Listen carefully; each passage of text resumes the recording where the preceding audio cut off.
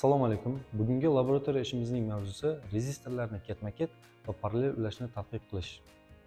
Laboratoriya ishimizning asosiy maqsadi shundan iboratki, rezistorlarni ketma-ket va parallel ulashda rezistorlarga tushadigan kuchlanishning va ulardan o'tadigan tok kuchining qanday taqsimlanishi va butun zanjirdagi qarshilikning qanday bo'lishini aniqlash. Buning uchun bizga kerak bo'ladi tok manbai, tok kuchini o'lchovchi asbob ampermetr, kuchlanishni o'lchovchi asbob voltmetr, qarshiliklar magazini, ya'ni rezistorlar va ulovchi simlar kerak bo'ladi. Ketma-ket ulashni tadqiq qilamiz. Buning uchun biz 5 ohmli va 15 ohmli rezistorlarni ketma-ket ulaymiz. Ularni ketma-ket ulashni quyidagicha amalga oshiramiz.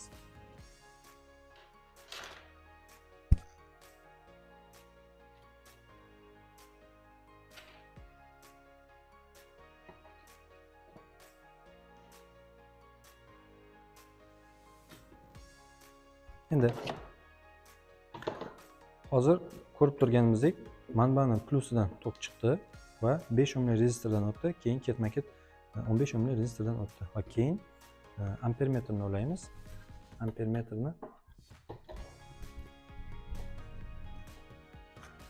va ampermetrdan manbaning minusiga chiqib ketadi. Demak, hozir biz 5 ohmli va 15 ohmli rezistorlarni ketma-ket ulab oldik. Endi ularga tushayotgan kuchlanishlarni alohida bilish uchun biz voltmetrlarimizni ularga parallel ulab olamiz.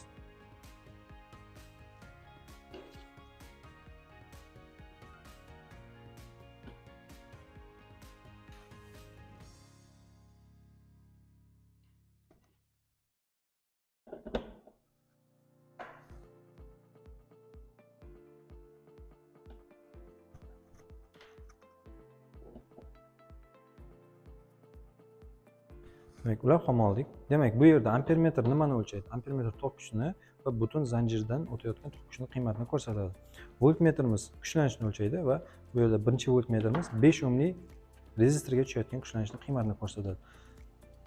Ikkinchi voltmetrimiz 15 ohmli rezistorga tushayotgan kuchlanishning qiymatini ko'rsatadi.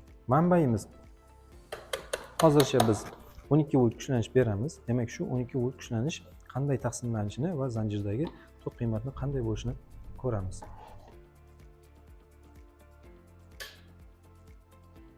Demak, ko'rib turibmiz. Birinchi voltmetrimiz deyarli 3 volt kuchlanishni ko'rsatyapti. Ikkinchi voltmetrimiz esa deyarli 9 volt kuchlanishni ko'rsatyapti. Manbayimizdan, zanjirimizdan o'tayotgan tok qiymati 0.6 amper.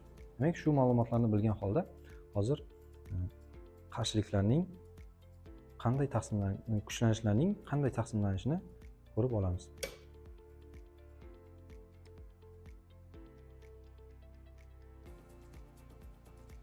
Tajribamizdan natijalarni olib ham oldik. Endi uning sxematik ko'rinishini quyidagicha qilib chizamiz. Endi berilgan ma'lumotlardan foydalanib, ya'ni birinchi voltmetrimiz 3 volt kuchlanishini, ikkinchi voltmetrimiz 9 volt kuchlanishini ko'rsatishidan foydalanib, har bir zanjirdagi, har bir rezistordagi, ya'ni tok kuchining qiymatini aniqlaymiz.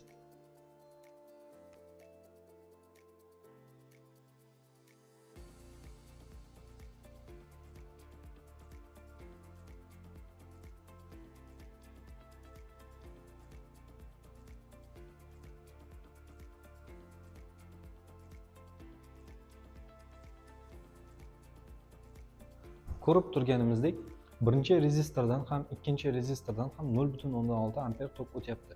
Ya'ni bizni butun zanjirimizdan 0.6 amper o'tgan edi. Bu degani butun zanjirdan bir xil qiymatdagi tok oqib o'tadi. Ya'ni butun zanjirdagi va har bir rezistordagi tok kuchlarining qiymatlari bir xil bo'lar ekan. Endi e'tibor beramiz, bizni manbayimiz 12 voltli kuchlanishga mo'ljallangan edi. Birinchi voltmetrimiz esa 3 volt kuchlanishni, ikkinchi voltmetrimiz esa 9 volt kuchlanishni taqsimlab oldi. Ya'ni har bir rezistordagi kuchlanishlarning yig'indisi umumiy kuchlanishni berar ekan. Ana shu ikkala tenglamamizdan foydalanib, endi zanjirning umumiy qarshiligini aniqlashga harakat qilamiz.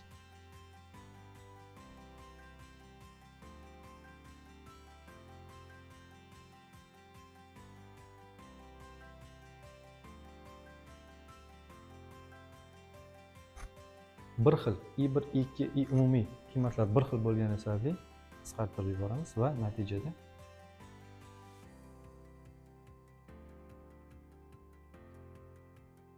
bunday forma olinadi. Ya'ni rezistorlarni ketma-ket ulashsa, ularning qarshiliklari shu ko'rinishda topilar ekan. Umumiy qarshilik. Quyidagi tajribamizni virtual laboratoriya orqali ko'rib chiqamiz.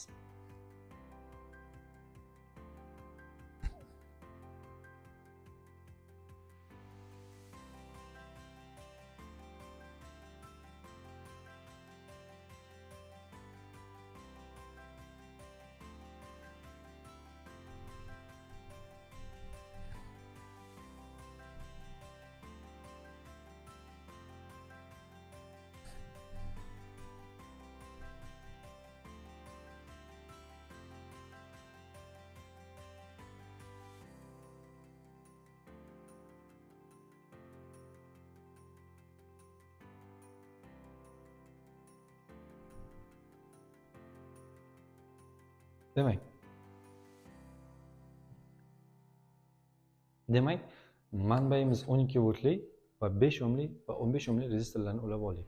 Endi voltmetr va ampermetrlarni parallel ulaymiz. Birinchi voltmetrimiz 3 voltni ko'rsatyapti.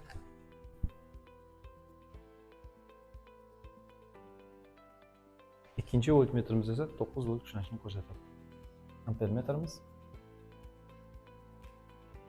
0.6 amper. Ya'ni bizni amalda bajargan tajribamiz bilan virtual laboratoriyadagi tajribamiz bir xil bo'ldi. Ikkinchi, ya'ni parallel ulashni tadqiq qilamiz. Buning uchun yana biz shu 5 ohmli va 15 ohmli rezistorlarni foydalanamiz, lekin endi ularni parallel ulaymiz.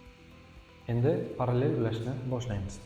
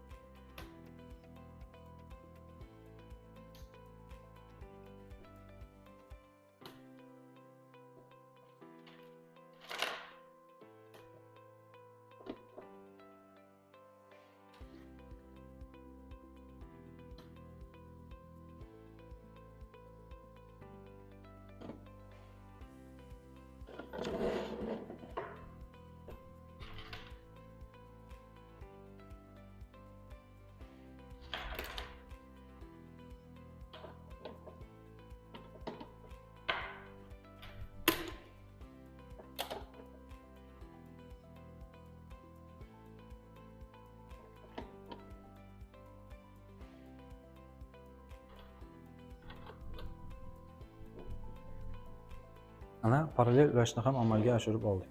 Bu yerda biz 2 ampermetrdan foydalandik, chunki har bir rezistordan o'tadigan tok qiymati har xil bo'ladi. Demak, ko'rib turibmizki, birinchi ampermetrimiz 2 amperdan sal kam ko'proq, ikkinchi ampermetrimiz esa 1 amperga sal kam yaqinroq qiymatni ko'rsatdi. Endi buni bundan da aniqroq o'lchash uchun virtual laboratoriyadan foydalanamiz. Bu hozir o'tkazgan, ya'ni rezistorlarni parallel ulashni o'tkazgan tajribamizni virtual sxematik ko'rinishi. Voltmetrni olamiz.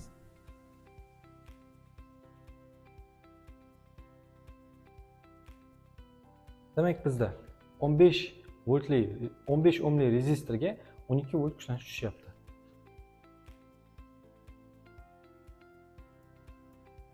Besh ohmli rezistorga ham 12 voltli kuchlanish tushyapti. Demak, bu yerda rezistorlar parallel ulansa, ularga tushayotgan kuchlanishlarning qiymati bir xil bo'lar ekan. Endi tok kuchini ko'ramiz. 15 ohmli rezistordan 0.8 amper, 5 ohmli rezistordan esa 2.4 amper tok o'tyapti. Boya biz ko'rganimizdek 2 amperdan ziyodroq va 1 amperdan sal kamroq chiquvdi. Demak, natija bir xil. Endi parallel ulashda umumiy qarshilik qanday bo'lishini hisoblab ko'ramiz. Ya'ni har bir rezistorga tushayotgan kuchlanishlarning qiymati umumiy kuchlanish qiymatiga teng bo'lgan edi.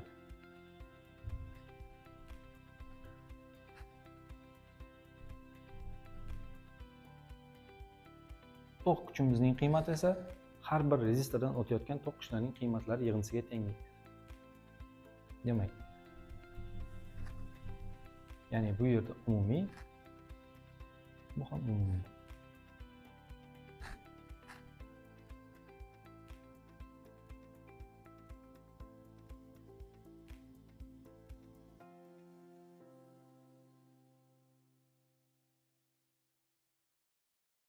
Bu yerda kuchlanishlar qiymatlari bir xil bo'lgani tufayli qisqarib ketadi va natijada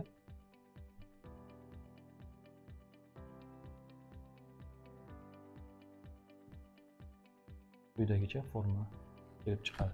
Demak, rezistorlarni parallel ulashda bu formuladan foydalanib umumiy qarshilikni topar ekanmiz. Laboratoriya ishimizning natijalari yanada aniqroq chiqishi uchun nimalarga e'tibor berishimiz kerakligi haqida izohlarda o'z fikrlaringizni yozib keting va biz bilan fizikani o'rganishda davom eting.